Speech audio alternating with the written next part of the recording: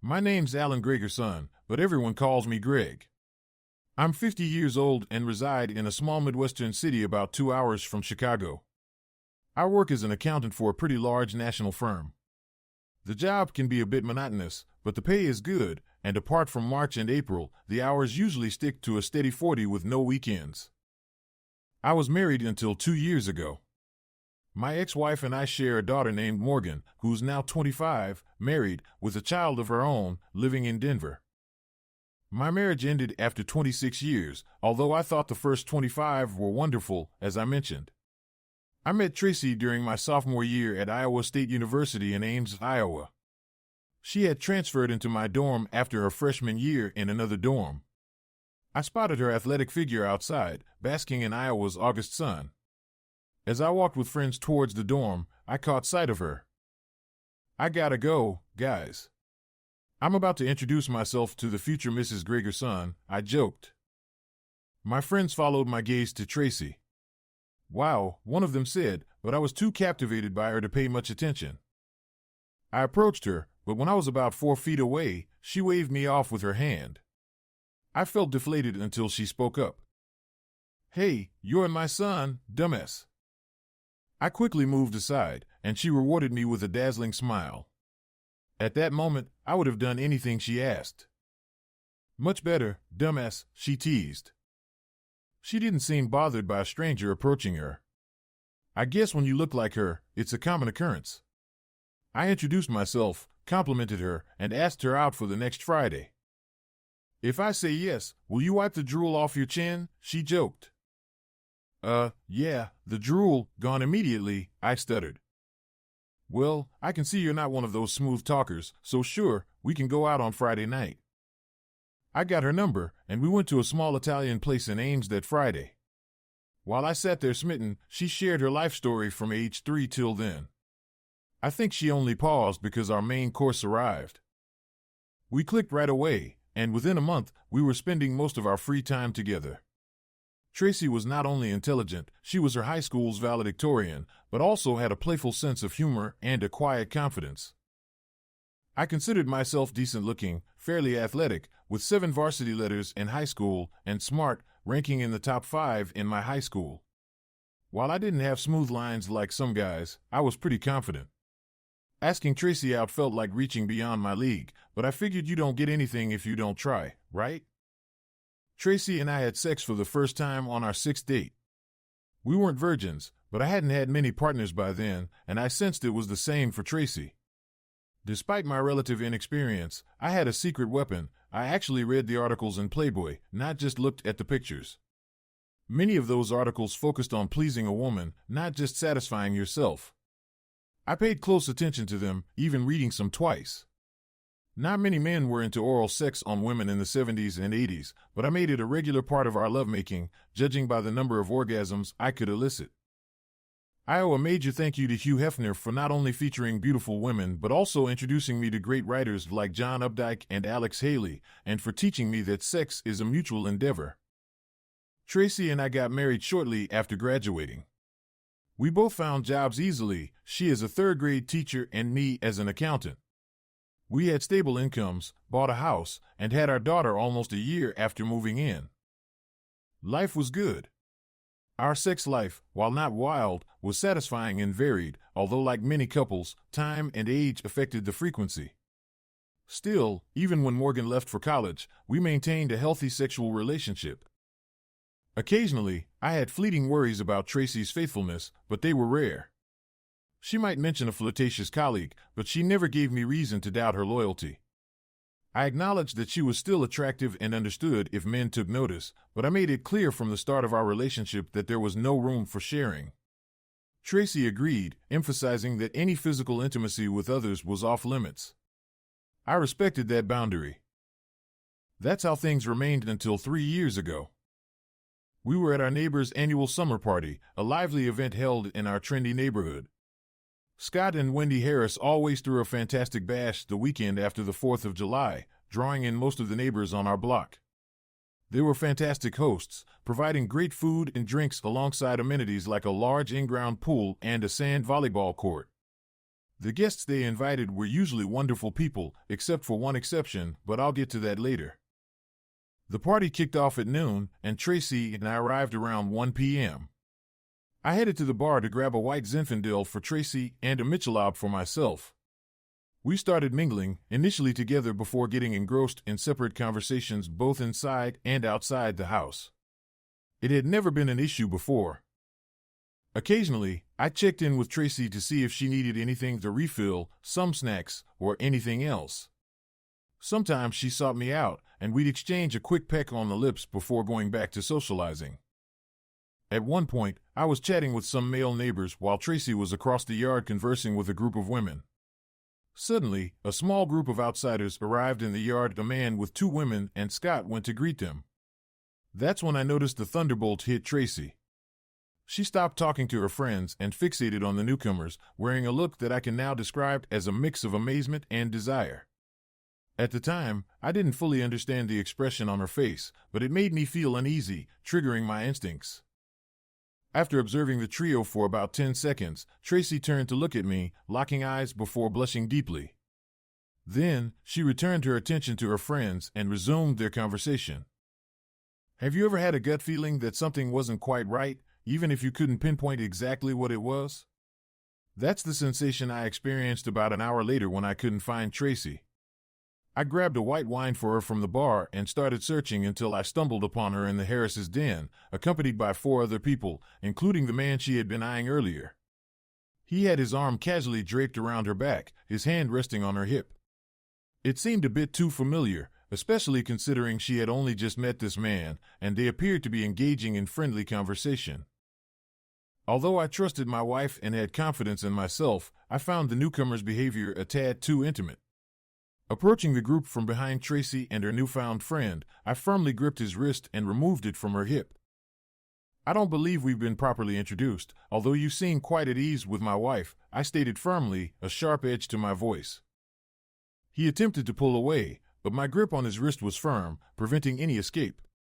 Tracy, who had appeared flushed before my arrival, grew even redder when she realized I was there. "Oh, Greg, please," she exclaimed, almost squealing as I squeezed his wrist. "Greg, this is Charles Delane. He's a professor of European literature at the college and joined last year. He's French, and he wasn't being inappropriate, so I didn't object to his hand placement." The others in the group nodded in agreement, so I released Charles's wrist and shook his hand firmly, perhaps a bit too firmly, causing him some discomfort. Tracy then introduced me to the rest of the group almost as an afterthought. "Thought you might need a refill," I said to Tracy as I handed her the glass of wine, my gaze fixed on Charles. "You're always so considerate, my dear husband," she replied. Charles pronounced the French way. Charles struck me as typical Eurotrash. He was fairly good-looking, around 32, standing at about 6 feet tall and weighing around 170 pounds, with a scruffy 3-day beard and unkempt hair. His full French accent was evident in his English, and I couldn't help but think he was probably involved with half of his students, both male and female. After the introductions, he resumed discussing Victor Hugo or someone else, and satisfied that I had asserted myself, I headed back outside to the yard.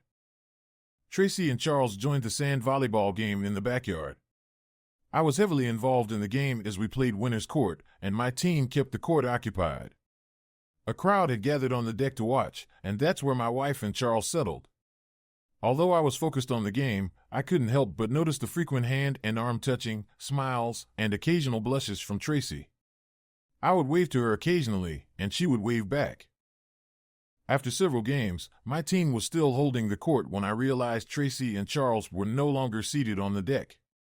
I scanned the bar and grill area but couldn't spot them.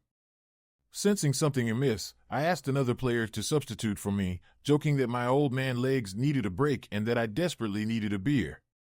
With some teasing about my age, I left the sand court. To keep up appearances, I headed to the bar for another beer and then wandered around the yard for a while before entering the house. I checked every open room and strained to listen at the closed doors of the 2 rooms, but there was no sign of Tracy or Charles. Eventually, I approached the hostess, Wendy, and casually inquired if she had seen my wife recently. "Yeah, she and Charles went to check out something in his car, I think," Wendy replied nonchalantly. What kind of car does he drive? I asked, a hint of irritation in my tone. Wendy, having been our neighbor and friend for over 15 years, suddenly seemed to grasp the gravity of the situation. Her expression shifted to one of concern as she replied, "It's a gray Saab." I stepped outside and scanned the street in both directions, but there was no sign of a Saab. Wendy soon joined me in the driveway. "I'm sure it's nothing, Greg," she said soothingly.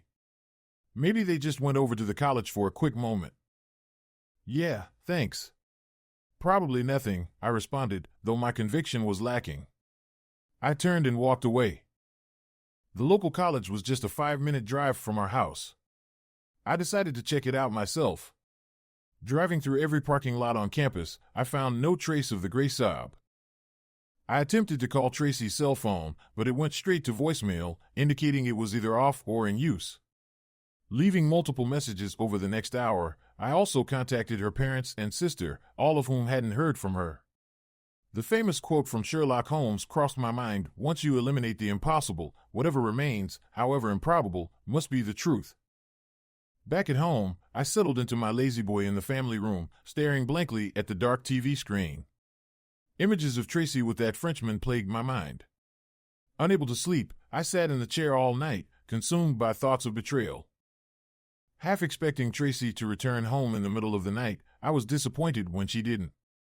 Concerned, I considered the possibility of a car accident involving Charles and Tracy. Contacting the local sheriff's office at 8 a.m., I inquired about any accidents during the night, but there were none reported. With no answers and growing anxiety, I continued calling Tracy's phone, only to receive no response. As noon approached, I heard a car pull into the driveway, followed by a single door shutting. Shortly after, Tracy entered the house, quietly making her way to the sofa in the family room where I sat. Any doubts about their activities were dispelled by Tracy's appearance. Despite the shower she'd taken, her damp ponytail and flushed skin were telltale signs. Clad in the same yellow sundress as the day before, she exuded an air of satisfaction, devoid of remorse or guilt. If anything, her demeanor bore a smugness that stung. "Nice of you to show up. Did you have a good time last night, and this morning?" I sneered. "Actually, I did," she replied smugly. Her response caught me off guard. "Look, Greg," she continued calmly. "Have you ever felt an incredible physical and emotional connection with someone the moment you met them? It's almost electric and wonderful." "Yes, I have," I responded immediately. "I married that woman." My answer seemed to shatter her composed demeanor. Her eyes betrayed a glimpse of understanding, breaking through her previously calm facade. "I met mine yesterday. I can't explain it. I have to be with him. I love him," she confessed. "Just like that? Are you kidding me?" I screamed. "You're throwing away 25 years of marriage for a feeling? Did our relationship mean nothing to you?" Her sobs filled the room, but I remained unmoved. "I do love you, Greg," she choked out between tears. "But this connection I feel with him is unlike anything I've ever experienced. I love you, but I'm in love with him." "Great. Give me some time to adjust, and I'll throw you a party," I retorted bitterly. "So, should we file for divorce, or do you want to?" "I don't think we need to rush into divorce just yet," she said, her frustration evident. "Let's see how things play out. We can make decisions later." I was exasperated. "What? That's not how this works. You don't get to keep me as a backup plan. If you're with him, you can have him now. We were done when you chose him over us." "Fine, I'll file, and I'll move out by the end of the week," I declared. True to my word, I packed up and left by the end of the week. During the process, Scott and Wendy Harris apologized for inviting Charles to the party, but I assured them they couldn't have predicted Tracy's actions. My lawyer served Tracy with divorce papers promptly. She was taken aback, assuming I would procrastinate. 2 days later, she appeared at my new apartment unannounced. "How could you do this if you love me as much as you say you do?" she railed as she walked into my apartment. I was shocked at first, but quickly recovered as anger took over. "Are you seriously stupid?" I yelled back at her. You're with another man. What did you expect me to do? I may love you, but I'm not going to accept being cheated on. And if this doesn't work out, what am I supposed to do then? Just give me a little time. If this doesn't work out, I will come back to you and be the best wife ever. We can grow old together, she pleaded.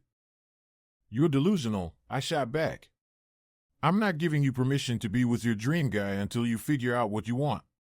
Besides, if he's your dream guy, why wouldn't it work out?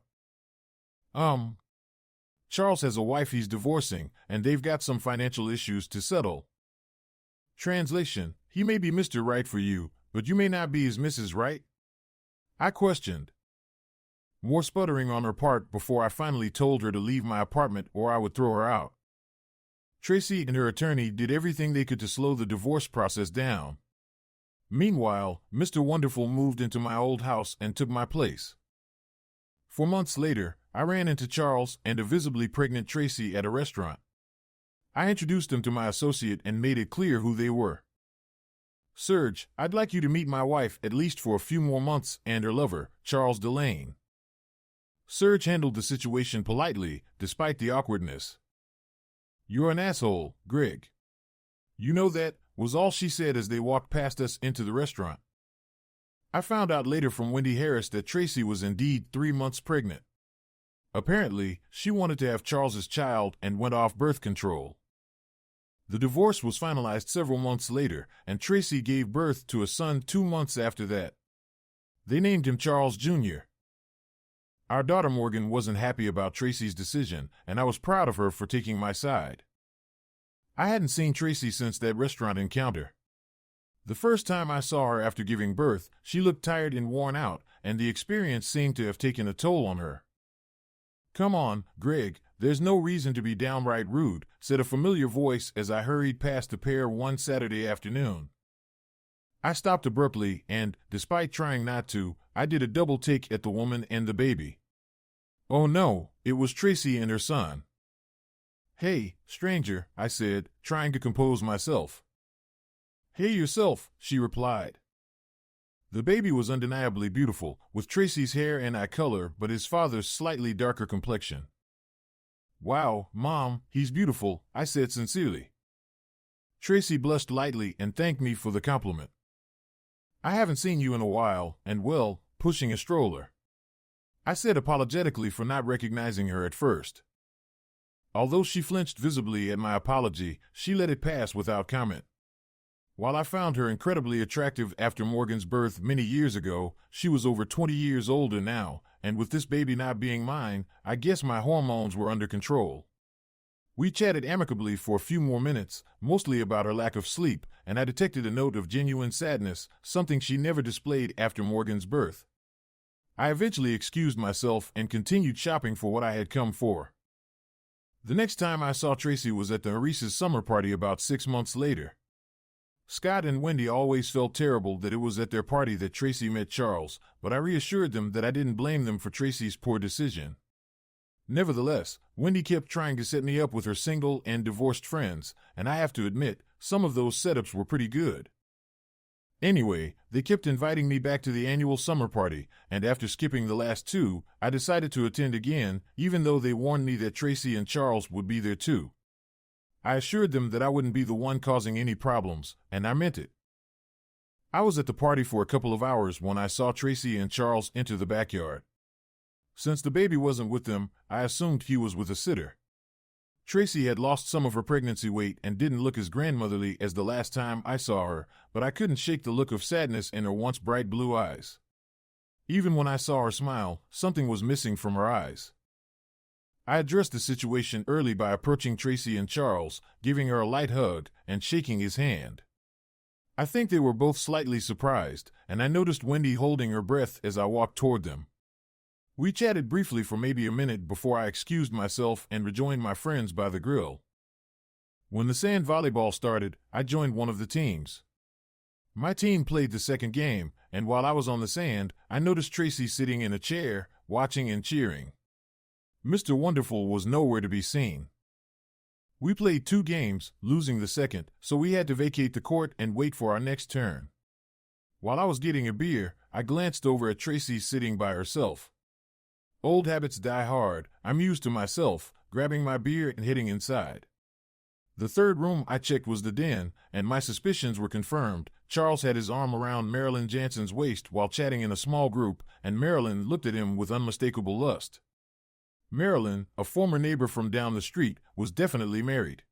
Let's take a little break. If you like stories like this, then subscribe to my channel. Continuing the story. I debated whether to intervene. If I said something, there'd be consequences. If I didn't, I'd feel guilty. But before I could decide, fate intervened. Marilyn's husband, Troy, who happened to be on my sand volleyball team, burst into the room and confronted Charles, accusing him of trying to seduce his wife. I hesitated, then let Troy handle the situation. Troy grabbed Charles's arm and twisted it, causing a sickening crack. Charles screamed in pain as the room filled with onlookers. Luckily, one of Wendy's friends, an ER nurse, called an ambulance while Troy's actions were being scrutinized by the police. As the chaos unfolded, Tracy stood by, oblivious to the drama. When the EMTs arrived, they rushed Charles to the hospital, leaving Tracy behind. She looked at me with tear-filled eyes, silently asking for help. I nodded and gestured towards Officer McDonald before holding up 5 fingers, indicating I'd be there shortly. Officer McDonald approached me for my statement. I recounted what happened, including Charles's history with Tracy. She seemed surprised by my candor. "And you're still taking her to the hospital?" she asked incredulously. "Are you incredibly kind or just plain foolish?" I met her gaze and confessed, just plain foolish. She didn't anticipate my request for her card, and a chuckle escaped her lips. I found her laughter appealing. After a few more questions, I finished giving my statement. Officer McDonald cautioned me that Tracy might not believe my story. "Don't expect her to," I replied. As I turned away, a sudden impulse made me blurt out, "Maybe you should give me your card in case I remember something else, officer." She grinned and handed me her card, adding her personal phone number. "Thank you, officer," I said with a chuckle, then turned to Tracy. "Let's go." On the way to the hospital, Tracy asked about Charles. I told her the truth, but she didn't believe me. "Can't you just let it go, Greg?" she pleaded. "It's been 3 years." "It's not about letting it go, Trace," I said. "Charles shouldn't have been with Marilyn Jansen, and Troy did the right thing. Maybe if I had been that bold, things would be different between us." My words caught us both off guard. Tracy teared up before turning away. I dropped Tracy off at the emergency room and left without going in. She'd have to find her own way back to the small home she shared with Charles. With Tracy out of my sight for the night, I remembered Officer McDonald's card. A lovely woman, I thought. I waited 3 days before calling her. She picked up on the second ring, teasing me about waiting so long. "Well, I didn't want to rush into things," I joked. "Right, because I could have already gotten engaged and married by now," she retorted. "Who knows? Maybe you'll be the next Mrs. Alan Greger's son," I quipped. She laughed and rejected the idea of going to an Irish pub for our first date, surprising me with her disdain for the idea. I suggested a Greek restaurant instead, and she agreed, appreciating the change in cuisine. "Thanks for being creative," she said. "Most guys default to Asian cuisine, but I'm not a fan of it." I burst out laughing at her remark, realizing that she might be the one I want to spend my life with. We talked for another hour, covering a range of topics. I learned that she was actually 45 years old and had been divorced for a decade. Her ex-husband also struggled with fidelity. She had a son who was a sophomore at Michigan State, studying pre-law. Our dinner on Saturday night was wonderful, and the company was even better. I picked her up from her house on the south side of town and was impressed by how stunning she looked in her little black dress and 4-inch heels. She had curves in all the right places, beautiful legs, a lovely face, and that striking red hair. She was the epitome of beauty. During our conversation, she didn't seem eager to rush into marriage, much like me. This made her relaxed yet intriguing, as she possessed the natural curiosity of a police officer. She asked insightful questions, showing she was genuinely engaged in our conversation. After dinner, I drove her home. Neither of us invited the other inside, but we exchanged goodnights on her doorstep. Then, she surprised me with a soft kiss on the cheek. I felt myself blush as I said goodnight and floated back to my car. I felt like a teenager again. Her lips were soft against my cheek, and I could swear she was wearing White Shoulders perfume. She called me Sunday morning, inviting me over for bagels and lox at her place. How could I refuse such an invitation? A few days later, Wendy and Scott invited me for dinner to apologize for the recent events and hear my side of the story. It turned out Charles was threatening to sue them and Troy Jansen. This guy must think he's God's gift to women, Scott exclaimed. He's quite handsome and charming, dear, Wendy added, earning a glare from Scott.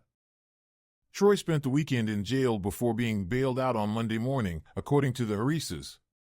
When he returned home, Marilyn and their 2 children were gone, staying with her mother in another town. Scott speculated that their 12-year marriage was likely over.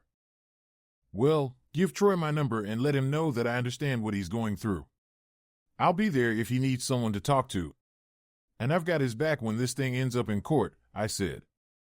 We'll pass along the message, and I'm sure he'll appreciate it, Scott Harris replied. And by the way, this was the last summer fling we're throwing. I can't handle this kind of pressure anymore. As Scott spoke, Wendy's gaze remained fixed on the peas on her plate. It was evident that things weren't going well in Harrisland since the party. A few months later, when 47-year-old Wendy began to show a baby bump in public, my suspicions were confirmed. I didn't need to speculate on the father because Scott himself called me to share the news. Can you believe this? He practically shouted into the phone when I answered. That jerk got my wife pregnant. She's been having an affair with him since last year's party. Scott explained that he hadn't realized until Wendy started experiencing morning sickness every other day, a pattern she'd had during her previous pregnancies. When Scott confronted her, she admitted to the affair with Charles for over a year, though they usually used protection.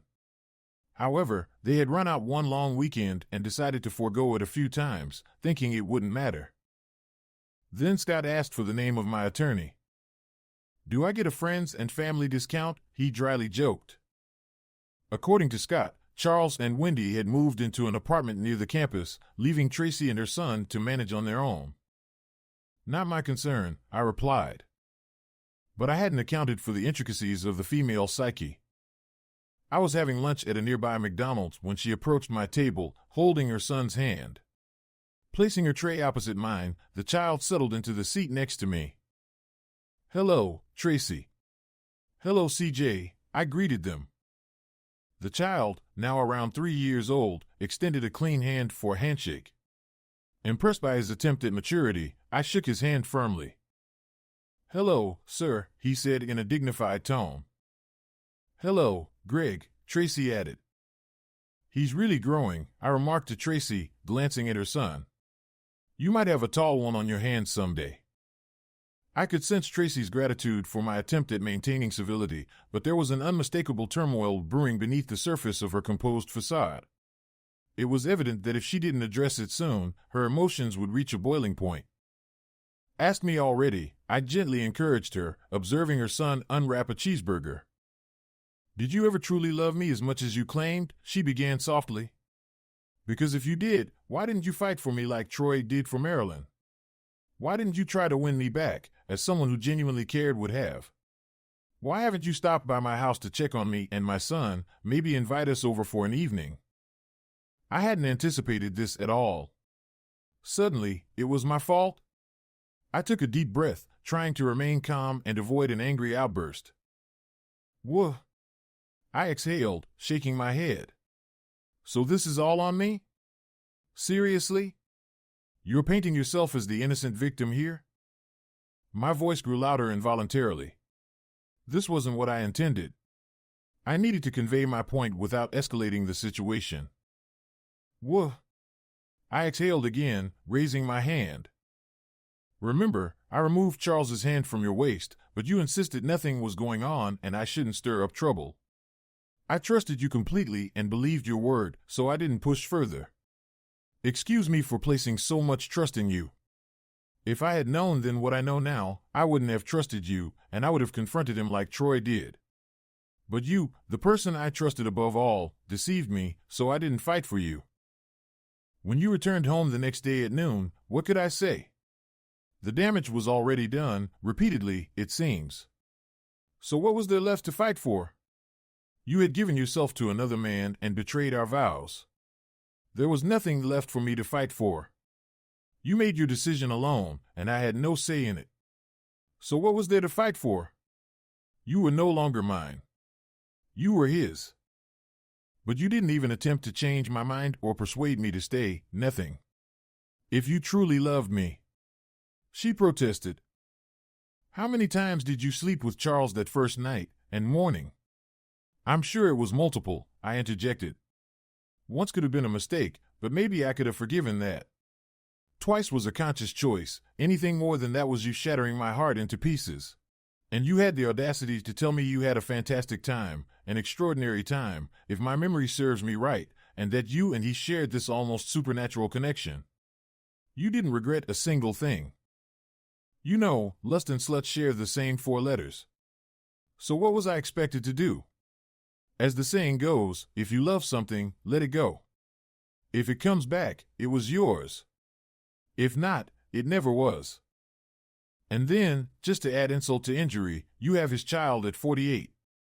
I couldn't even get you to consider a second child in 25 years, but not only do you easily accommodate Mr. Wonderful, but then you allow him to impregnate you. So, this is all about your bruised male ego, she retorted, perhaps a tad too sharply for my liking. My head snapped up at that, but with said child sitting at the table with us, I refrained from taking the bait. No, what you chose to do once you were with him was your decision. You evidently loved him enough to want to have his child, even if you never wanted another with me. Trust me, I got the message. We ate in silence for a few moments. She looked hesitant.